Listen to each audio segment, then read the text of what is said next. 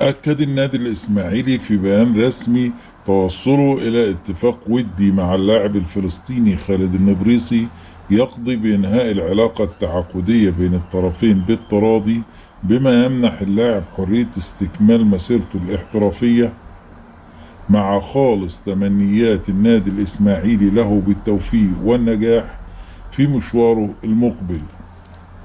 وأضاف بيان الإسماعيلي: يؤكد النادي أن العلاقة التي جمعته باللاعب كانت ولا تزال قائمة على الاحترام والتقدير المتبادل،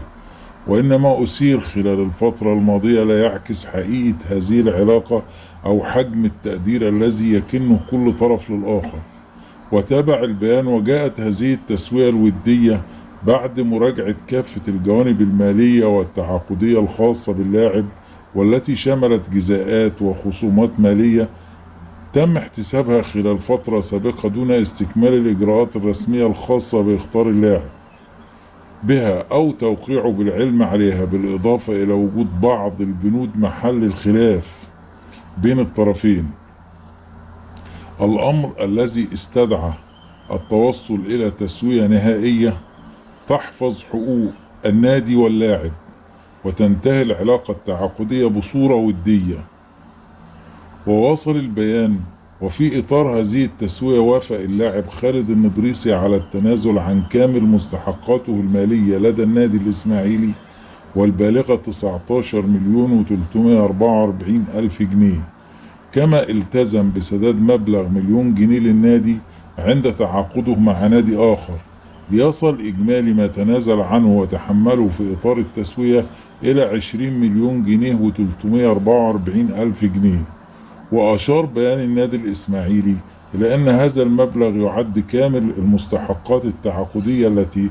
كان يحق للاعب المطالبة بها حتى نهاية عقده الممتد إلى عام 2027، حال استكمال إجراءات قضية الفسخ من طرف واحد، إلا أنه فضل إنهاء الأمر وديا تقديرا للعلاقة الطيبة التي جمعته بالنادي الإسماعيلي. وتقدم مجلس إدارة النادي الإسماعيلي بخالص الشكر والتقدير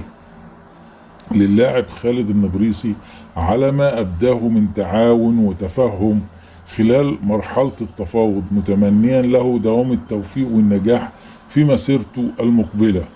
كما يؤكد النادي الإسماعيلي أن خالد النبريسي وعائلته يكنون كل المحبة والتقدير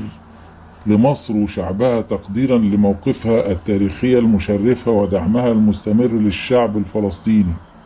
وإن هذه الروابط الأخوية الراسخة ستظل أقوى من أي ظروف أو خلافات عابرة.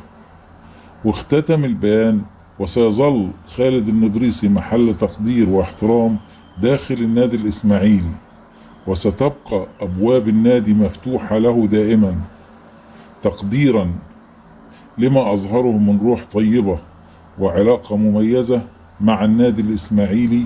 وجماهيره.